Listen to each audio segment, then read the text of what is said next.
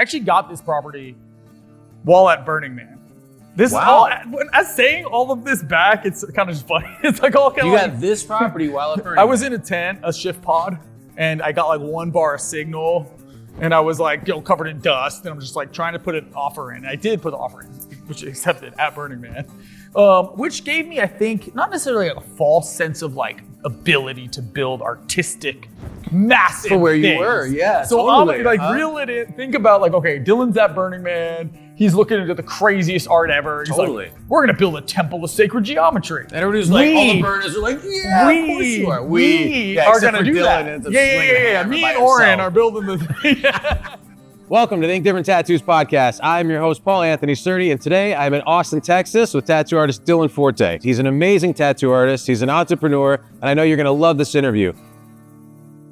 So yeah, this is a 10-acre natural wildlife preserve. This is all after, now after here I keep it pretty much natural. Okay. I haven't really done much back here, but so we keep it just, natural wildlife preserve. It's all limestone, the same type of slabs that the pyramids are built of, the entire ground here. This is the chickens. Yes, we have our own Egg farm. what is it? We have our own chicken brand, Aw. Forte Family Farms. Lovely. They're completely free range. Where they Okay. are right now. There you is- go. is a Super good free question. range eggs.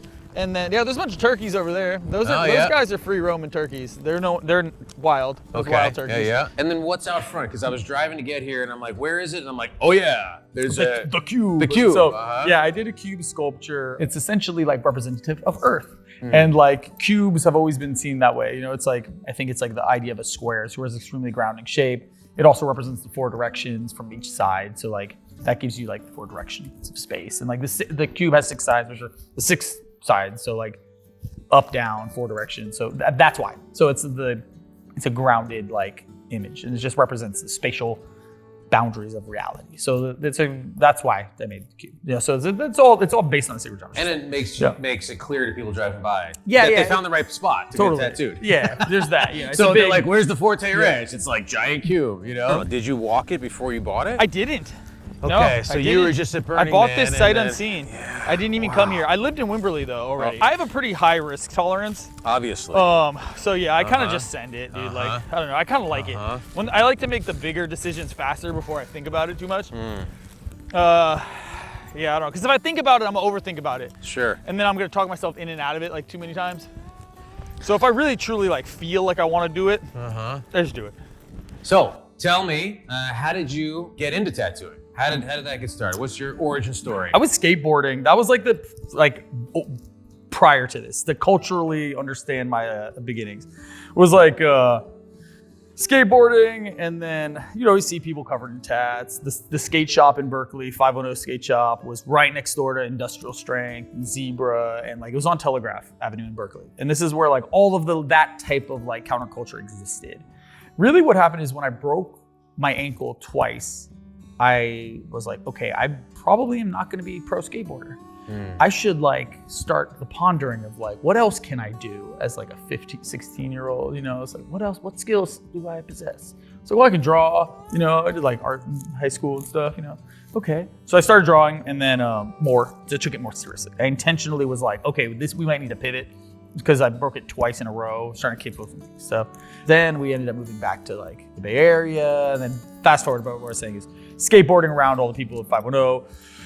And all up there. And yeah, basically it was just like, then I was about 18, trying to get an apprenticeship. And then, I would just go to all those shops and just be like, let me get an apprenticeship. Like, nope. Every single shop in California, damn near. I was like 18-year-old kid. Like, I got like a tattoo to be like, okay, well, I'll get tattoos though, to like show that I'm like committed. I got like a dagger on my forearm that was like, die trying, Sure. So it would motivate Yeah, me to had skate. full blackout, yeah. Yeah, I mean, it's like, there's a lot all of the layers. early There's a lot of collection, layers. uh-huh. Yeah, that one, honestly, you go full circle. I'd be like, yeah, that'll be fine now, I ended up getting an apprenticeship by a student named Mark Freitas at Telegraph Tattoo. And after that, it was just, I could like, it'll take, 20 years to tell it all back. Right, so you were around 18, 19, sounds Yeah, like. yeah, And totally. you went Yeah, to I was every like shop, 18, knocked on, yeah. you were 18, and then got an apprenticeship. And Yeah. then so when did sacred geometry kind of grab hold? Because you are obviously... Yeah. I mean, so the sacred geometry thing, one of my first tattoos I did was like a Thoth, the Egyptian scribe. Going back, it's kind of fun, because that's like the god, just like the god of like writing and scribe, and like, you know, a lot of the stuff having to do with emerald tablets and sacred geometry and the flower of life, ancient secret of the flower of life. So that was one of the first tattoos. One of the other first tattoos I got was this like flower of life right here. It's like, that was like my third tat I got by some guy in Eureka. You know, I was living up there for like a month, and while I was living there, I had the book, The Ancient Secret of the Flower of Life. This is probably 18.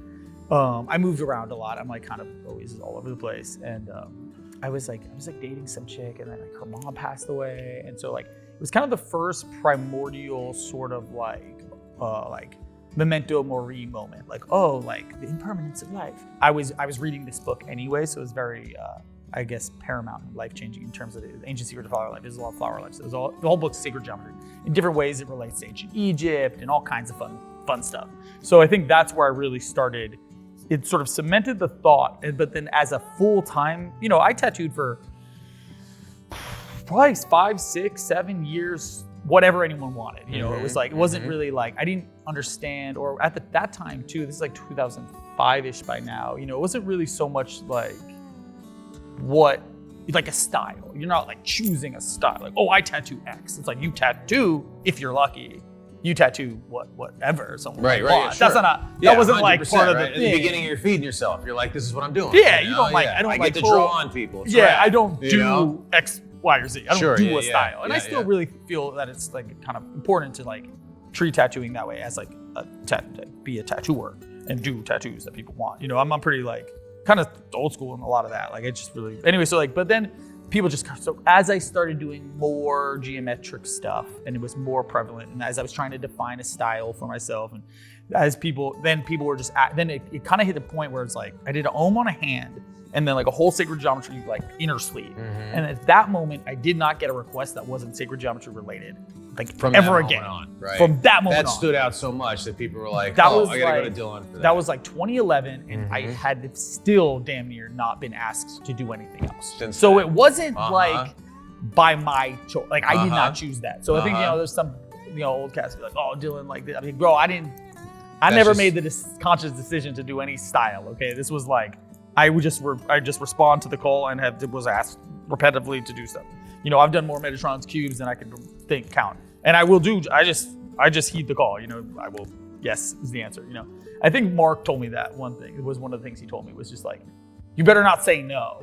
I remember him like when I first started working there. You know, it was like, if someone comes in, like, don't catch me hearing you tell them no, you're not gonna do it. Right. Like, you know, I was just like, yes. I ain't never told Said nobody yes to no this, said yes to since, that. bro. Yeah, Yeah, well, if it's a exactly. tat, like, it's your job to just, and, you know, it's like, he's getting a cut, you know, yes is the answer to that, you know. So I just never said no, ever. It's like full of yes man, you know, it's like the Jim Carrey of the tat game. I don't And then know. it became such a thing, right, Just- for you that now, you know, you have this app that you're working on. Yeah, right? for sure. Yeah, so sacred geometry, yeah, obviously has been like, at this point, all I do, you know, so I've definitely specialized in that and try to explore that and try to figure out ways to make it better and better and more efficient, and for me, make it easier and make it simpler. And so that led to the concept of trying to make an app. So oddly enough, as complex as that's been, it's a sacred geometry app, and the concept is to make geometry simpler. So yeah, that's what we're working on now.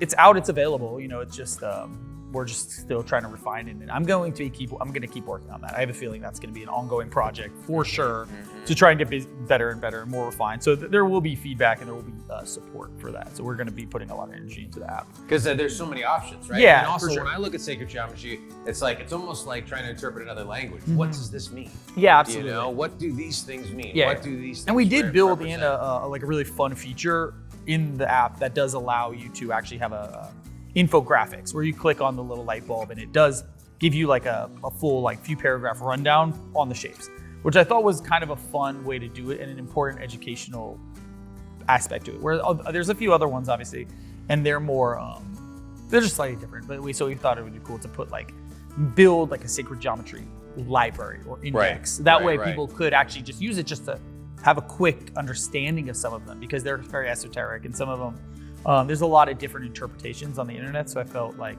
it'd be nice to kind of summarize what I feel like is their more like closer, This is like, where I would get yeah. lost, right? It's definitely like, don't get a kanji when you walk into a Yeah, tattoo shop yeah, on West 100%. 4th Street. Yeah, 100%. Because you think it's one thing, but Yeah, it really totally. it's a menu, Yeah, it's a for food sure. item. For sure. So sacred geometry occurs to me as like, I mean, obviously Yeah. it captivates me, but what Which means one's what? and you why, know, what what's- represents and what? like according to whom, and Sure. like, and I'm super nerd on that. That's like my like hyper, nerd subject is like You'd all be the an sacred geometry, encyclopedia on it. symbolism, Mhm. their origins, anthropology. That's like huge. I was gonna do a show, Sacred Geometry and the Origin of Humanity. That was like that was 2020 January. Like prior to that, we were doing. It was with I forget the name of the production company. They went out, I think, out of business during COVID, but it was. This is a great idea, though. What? Yeah, what I is it love the again? show. What is It's it? Sacred Geometry and the Origin of Humanity. So this is Awesome. like definitely something that Yeah. there's been so many. Dylan different is things. available for anybody to talk about the idea moving Yeah, forward. yeah, I mean, we could, yeah, who knows? Yeah, right? for It sounds sure, like for a sure. great idea. Yeah, you know? we put together the paper. I mean, like I wrote like a 12-page like dissertation on whole like thing, the whole right? like thesis behind the show, and like, I mean, yeah, I'll like.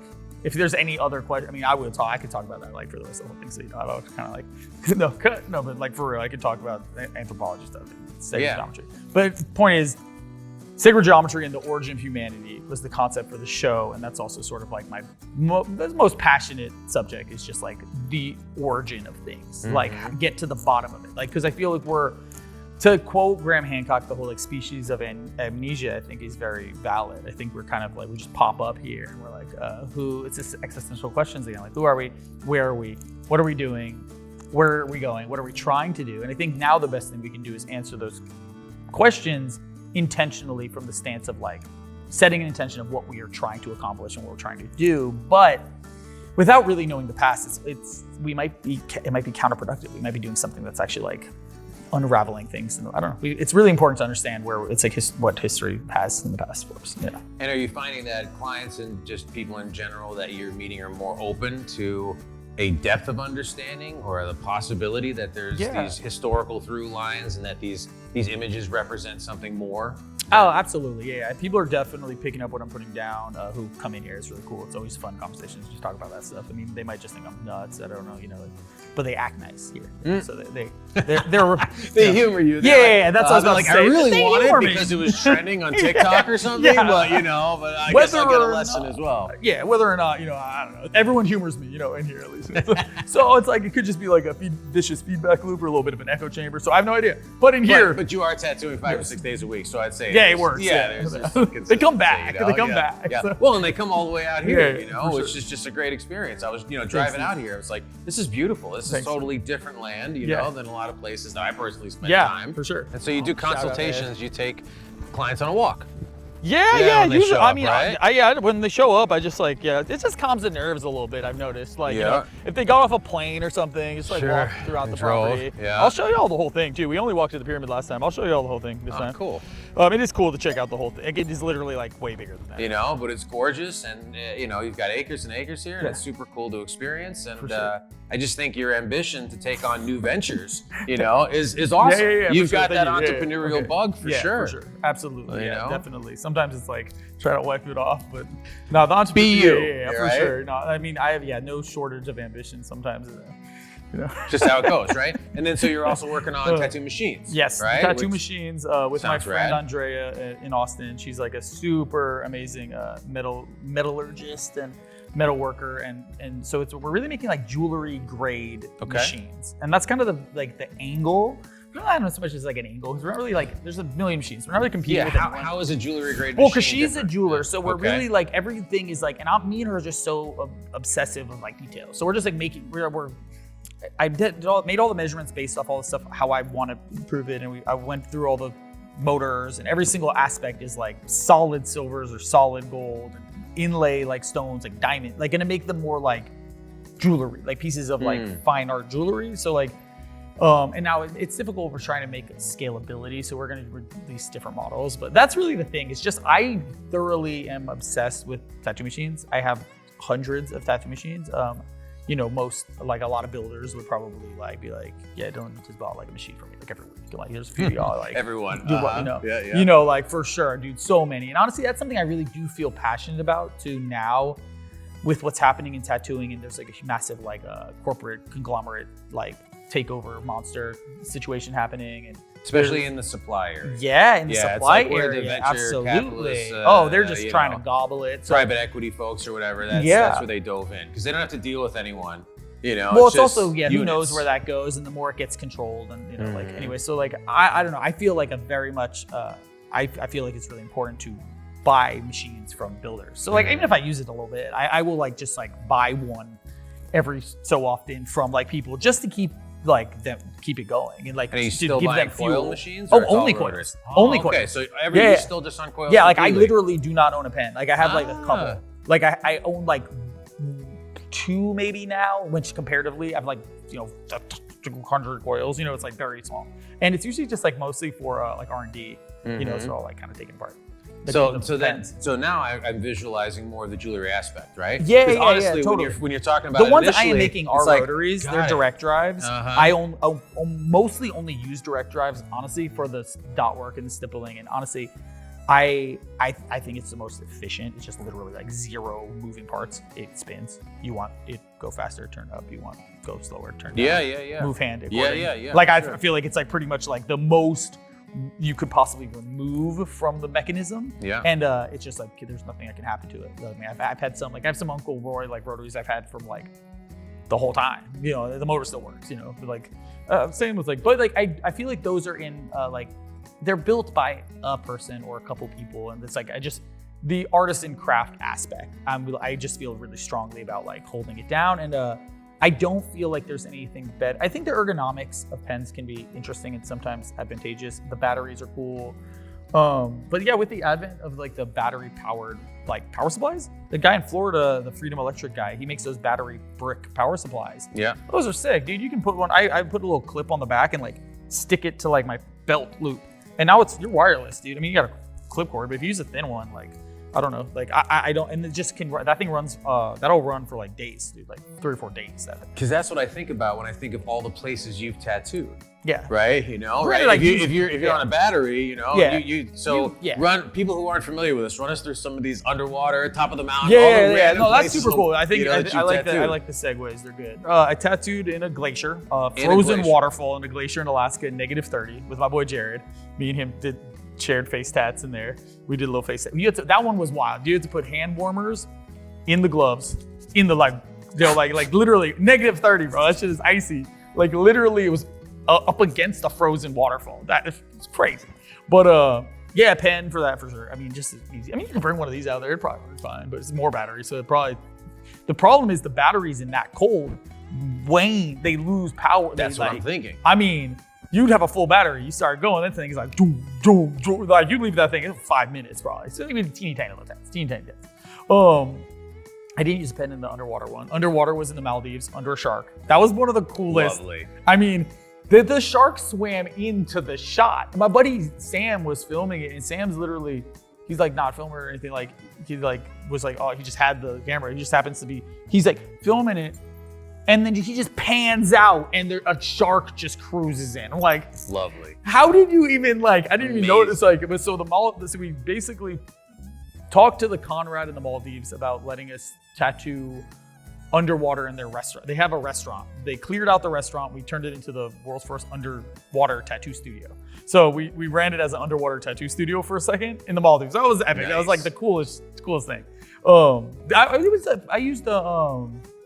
It was like a little like direct drive. It just had a cord, you know, like it was one of those battery grips, the battery grip things. Yeah. That's like I'm working on something to make one of those better. Like no offense, those are just like so far not that good.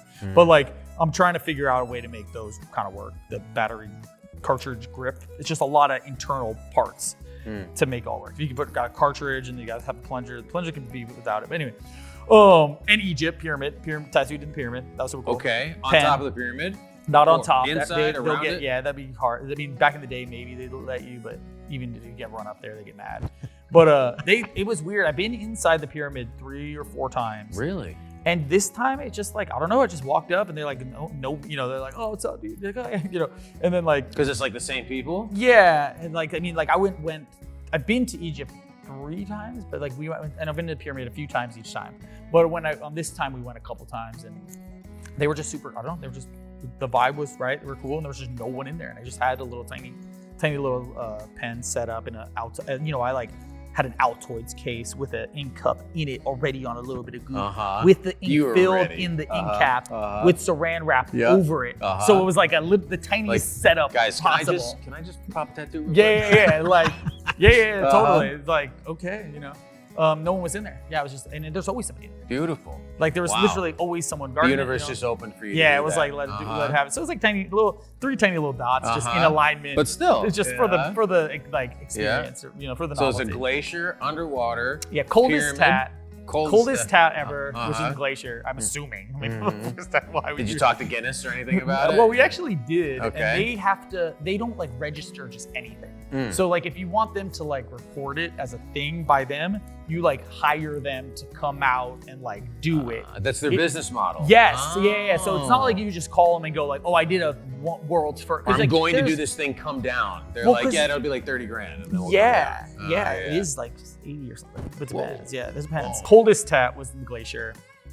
Lowest tat was underwater. Okay. I mean, you're not gonna get lower unless you go deeper. But that'd be like submarine, so I mean, sure, dude. But like we did lowest tat, coldest tat, highest tat, which was Everest. So you went to the top of Everest? Not top. Okay, but I will die. You were just there. But above base camp. Okay. Like 18,000. Wow. 18,800. So above base camp. Wow. We dropped in a helicopter. Really? That was insane. You choppered in. Yeah. And dropped in. Yeah. I mean, we landed the helicopter. Like they landed. They landed. That's right. But yeah, we didn't like hop out. It was like you went out on dropped skis out. or anything. They helicoptered you in. Just airdrop. Oh, dude, that'd be sick. But no, so highest tat, lowest tat, coldest tat. Not hot. I mean, fuck Texas, dude. Maybe hottest tat, but like nothing recorded. I mean, that should probably do hottest tat, just like in a sauna. Like it's in a sauna. And you did these things out of your own creativity. Just for fun, dude. I don't know. It's not like there was a sponsor, there wasn't an ink company or machine company or nothing. You're just like, dude, let's do that. I like to keep it interesting. I mean, I've been tattooing 20 years now-ish. I think it'll be 20 next year. And it's just fun. I don't know. Keep it fun. Do something fun. Why not have that kind of fun with it? Yeah, I'm going back to Everest in April for the Nepal Tattoo Convention. Nice. I like going. They're super cool. It's a super fun convention. They're all super nice. Just the tattoo community out there is like, it's just super positive, super peaceful. It's super good. Nepal is great. I'm a big fan. So I like to go whenever the convention is. I took a little break because traveling was weird, but I went every year, and now I'm gonna keep going. Wow. But yeah, I'm going back, and we're gonna go back to Everest. And my client actually wants to come, and now he's like, oh, I want to go. Like he's flying out there to meet in Everest, and so yeah, the world gets smaller, the more you travel and stuff. For sure, for sure. And then there was the experiment with the robot tattooing. Robot tat, dude. I forgot about robot tat. Yeah, that's a good one. I like talking about the robot tat because I didn't really talk about it too much because I don't want to post it because I don't like robots. I'm not into it. So I'm basically the least into that kind of stuff. Sure. I don't like tech at all. Like if I could live in the jungle, and my vision of success is truly when you can get a peregrine falcon to land with the letter, and that is how you get an appointment with me. That is like literally when I don't have to work anymore. That is what I'm going to do. I've said it always. So then we'll know. You'll know. There'll be signs. Dylan has completely arrived. He's arrived at his vision of success. Global level. That's my vision of success. Send the falcon. Time for a back piece. And then I just text hell yeah, dog, let's go. We'll bring you in on the chopper next week. Or maybe 6 months from now. So it's really cool technology. I think I get, I think I was genuinely curious. I like to see what's up. Sure. I was like, first human cyborg tattoo relations. Right. Send it. I like weird stuff, but I don't think it's a huge threat at all, personally, at all. So I think everyone's guys, it's like they're not taking their jobs yet. I mean, on the medical side, you could see some particular use. Yeah. But is anybody going to trust a robot to tattoo their ribs? I think we're decades fun. from that. It's novelty. The guy's cool. He's nice. He's getting death threats and stuff. It's like, guys, he's a nice guy. Yeah, I'm always down to try stuff. People are like, oh, Dylan, is selling out. Bro, that was free. Dude, I would be sick if that was there was money in that. There was not. That's not. I mean, your curiosity is rad, right? Yeah. And then I was looking at it, and it looked like what's kind of tripped me out is that it seemed like all it could do is cyber sigil. Well, so because it's just kind of it's No, super no. spotty like that. No, it's super precise, Oh, bro. yeah? It can Okay. do like mini portraits, Oh, it can. like mini Interesting. dot work portraits. Okay. Oh no, it's like for like the Oscars. I mean, Oscar camera is one of the best, dude. I love you, dog. But like, yo, if anyone be scared, like y'all, those guys, the mini portrait dude. Hey, that thing can do y'all that's stuff. Me, I ain't interesting. doing my stuff. I do like black work stuff, like lines. and It's just like the opposite of what it does. Gotcha. You know, gotcha. like this, it's like it could not. It would take 1,000 years. It's like it makes teeny tiny dots. But the micro port, it makes some good little teeny micro port. Interesting. And we did a collab. So I designed it, and I designed it based off of the Voyager disc. They made a little golden disc with all of Earth's information on it and sent it out into space. Sure. Carl Sagan. And so that was, or Young, I don't know. But like, nonetheless, that was kind of what I based it off of, just because I thought it was kind of a cool idea of like, just like, I don't know, something that the robot would be like, I don't know. It was a while ago. But yeah, so, and then we collaborated because I put 42 for the number for like, the answer to the universe bit if a computer was to say it. So like, I tried to play around with like the idea of the computer being like part of it, but it's not like they're not using like AI or anything yet. It's just, it's really interesting. It's like a giant refrigerator. So it's by no means gonna replace like tattooers because you need a lot of people to do it. Also, you need like 3 people, but they needed a couple like technicians. Yeah, so it's not like people-less either. It's just like really the best way to think of it would be is like the biggest tattoo machine on Earth. It's not like an autonomous. It's not a robot. Right. You know, he's like, hey, we're not calling it a robot. Like, bro, I can't not call it a robot. It's a robot. He's like, no, it's a tattoo 3D laser print. It's a robot. Yeah. We agreed, Bob, PR guy, and them, that I would forever be referred to as the John Connor of the tattoo game. Forever. And I wasn't even playing. They thought I was playing because I always say shit. I was like, no. I wrote that down. I was like, I will do it. But in every single article ever that mentions me, you say the John Connor of the tat game. But you have a bunch of other things you've done. It's not that. But that's what you want. I was like, if it's referring to the robots, you have to be like, because that was, I just wanted to, I was just like, yo, if we're going to do this, maybe, we don't know where this could go. Dude. This could be the Skynet moment. So I'm here for this is the John Connor energy. I was trying to fight the Terminators. So, with all the old school dudes, bro, I'm trying to fight the Terminators for us. Y'all ain't just gonna fight them. You don't know you gotta get the intel. You gotta be in there. On the inside. I gotta see what they're up to. So I can reprogram them for ourselves. John Connor of the tat game. So I didn't see that in any of them articles. So now I'm just spilling the beans. You're upset. Now I'm whistleblowing, dude. I'm whistleblowing because y'all didn't call me the John Connor of the tat game. They're like, no, you were serious? I was like, I don't know, dude. I'm joking now, but I'm serious though. Well, and you lived in LA before you came to Texas. Yeah. I was born in Santa Monica. I was born in California. I was born in Santa Monica, lived there till I was about 7, went to, lived there for like, first grade or like kindergarten, and then went up to the Bay Area, grew up in the Bay Area. That's where I'm from. Like Oakland, Berkeley, the East Bay mostly, San Francisco, and then, I lived in Tampa, Florida for a little bit, Paso Robles. I went to high school in Paso, it's like Central California, which is really similar to here. Aesthetically and just like energy wise, like Paso Robles is pretty similar. At least it was in like 2000. Or whatever. Then moved out here. I like Texas a lot. I don't plan on moving anywhere, at least for a while. We're trying to get grounded. I got a kid. We're gonna get all nice and stable out here. But being in LA was a good place to come up, right? I mean, I think absolutely. you tattoo a bunch 100%. of film and TV folks and whatnot. Yeah, and it's just like people are obviously super supportive and want a lot of tattoos out there. Absolutely. Yeah, I think LA is at least for sure was, in general, is a great place to tattoo. It's just like, it's very open to artistic stuff in general and projects, and everyone's trying to do something. So there's a lot of entrepreneurialism. Yeah. And it's a good spot. Honestly, the weather's great. I think I saw, something like Kat Von D came out here, scoped out the grounds and whatnot. She came to the spot, the pyramid. We got a glass pyramid. Yeah. I got a glass pyramid. There's a pyramid outside, which was super cool. It's not like that surprising the more you know me, but like, she came out here. Kat's super sweet. I love her. She's the best. I have nothing at all bad to say about her. Honestly, she totally helped really boost my career. I tattooed her forearm back. It was like the first celebrity I tattooed, I think, probably. Cool. On that level, there were more little, Bay Area rappers and stuff. But sure. She definitely put me on super hard, and that's lovely. That's so cool. I mean, I can't. That's great. And then these pyramids are actually. Give it to me on the longitude and latitude. So the pyramid that is tied to the pyramids. So we built a glass pyramid here on the property. The property itself actually aligns to the latitude of Giza and the longitude of Teotihuacan. So the two largest pyramidal complexes on Earth triangulate, more triangles here, which is crazy. But amazing. And I didn't do that on purpose, which is weirder.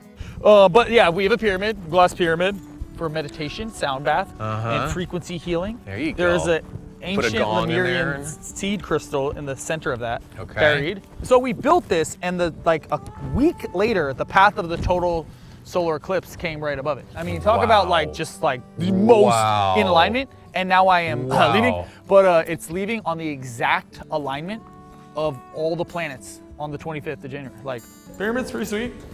Also greenhouse, you know, we're kind of thinking about trying to explore growing vegetables in here, and trying to see if we can make them like do something cool. The pyramid has an effect. We did a whole ceremony with the sound bath, and that was really cool. And then like the resonance, in it was sick. It was like kind of, whoo.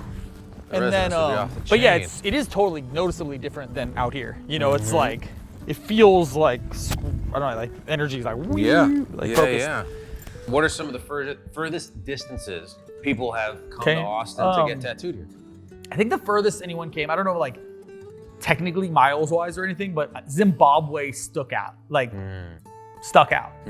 That for sure was like when there's been, you know, Oman, Dubai, Japan, Europe. I mean, I'm trying to think like Australia, New Zealand for sure. Like, I mean, that's probably technically further, but I think Zimbabwe kind of hit me like as the most just like when you're like, you know, they're like, oh, where are you coming from, dude? Like, you know, that could be like Houston, San Antonio, Colorado. Oh, Zimbabwe. I was like, wow. Yeah, this, you know, it was tired. You know, was your flight? You good? Like, oh, like how'd you get here, dude? But yeah, so that's pretty cool. The people come from all over. It's just that's sick. awesome. It's super sick. Well, I mentioned that because I want people to be inspired to take the trip. Yeah, you know, for sure. to have the experience totally. and come get tattooed by you. You know, for sure. I mean, hanging out with you is just a pleasure, man. Thanks. I feel like I I can appreciate learn it so much. I appreciate that. Yeah, it's. I just like to have fun with it, you know. And I think that's the thing. So there's so much weird kind of like, I don't know, separate people trip boundaries in between the aspects of it. Where it's like I just think of it as just like hanging out and doing art and like doing art on people. And doing art on people is like a super close, intimate thing. It's like you aren't gonna hang out and talk to them. It's super weird, you know. Like I'm not a fan of the like headphone artist type energy. Like, I don't know, man. I don't like a lot of that stuff. Like headphones and pens, just drawing pictures on people, and there's like no human interaction in the machinery or the experience. And it's like, yeah, the stuff looks cool, but it's like, I think it's like one portion. I think it's like, yes, it's a big portion, but like, it's not the whole portion. There's so many tattoos that I have that are like, not maybe the most technical ones versus the other ones, but I like based on the experience, or like who did them, or the vibe, and like the full, just like the whole experience, all summed up and like put together, and be like, okay, you know, that was sick because of where it was, or who it was, or why. And like if you add all those together, I think those are the variables that contribute to it being like a cool experience. And you know, I just think that for people who are looking to get into it, or like their parents who are always like nervous about it, it's like, dude, tattoo artists are building careers and families and homes, and you know, the whole thing. All of it. It's equal to any other profession, which is just amazing to see, especially now. Especially now, we're definitely seeing a reduction in the like stigmatization or whatever of tattooing, you know, which like I kind of miss, you know. I'm sentimental, like, yeah, dude, you could walk in somewhere and they're like, oh, now it's like, oh, what's up? You like a barista or something? Like, you know, it's like, you know, like no offense, like I drink coffee 24 hours a day, you know what I mean? But like, it's so common, like, you know, I'm in Austin, you know, or like LA, like it's so common that I've been like destigmatized to seeing tattoos for my whole, like, you know, a while, forever. You know? So like for me, it's like so normal. But then I actually kind of like when I like go places and it's kind of like they're like, whoa, and I'm like, oh, sick, it still got it, bro, still got it. But yes, nonetheless, it is like, especially for like, it's cool to see that it's like being more welcoming and like, that it's accepted. It's good. It's, you know, it is better, probably. And when people are thinking about sacred geometry, man, I'm gonna send everyone your way. Well, thanks. And when that moment comes up for me, let's go. I see all these lotuses, a bunch of lotuses. Yeah. So I got some sacred geometry. A little Asanoa pattern in there. Yeah, and lotus theme going. Is just my thing, you know. Okay, I like it. Really. The last tattoo I did was a bunch of lotus. It was like on the studio, literally yesterday. It was like one here and a couple over here. I'll have patterns. to look in the app at what the I don't know if I have lotus in there, but like a mandala in general is kind of considered to be like a 1,000-petaled lotus. It's like representative of like the crown chakra. So it's like more, when viewed like flat, like a 2-dimensional plane, like up from above. But yeah, nice. Lotus is a super got so much to learn from you, man. So if people want to come get tattooed by you, spend time to hang out with you, how do they connect? Just email, Okay. contact@dylanforte.com. Okay, dylanforte.com. Instagram is? Yeah, Instagram is just Dylan Forte. I keep it easy. I have no pseudonym. I can go on a whole tangent to that. I'm just like, how many artists have 5 different names? Yeah, I get it, man. You gotta do something. It's like, my name's Dylan, man. bro. It's a trip. You know, it's like all my like. We'll bring someone on in a different city, right? And it's like, we'll be like, wait, what's their name? Skins What's their name? Wait, oh my gosh! And then like somebody's like trying to do an Instagram post. They're like, what's that person's name? I thought it was like, Tom. It was it's like no, it's like Ninja Black. Right? Yeah. Thanks for joining us for this interview. It's been amazing. If you enjoyed this interview, share it. Tell people about Dylan. Share it with your friends. Like and subscribe. We'll see you next time.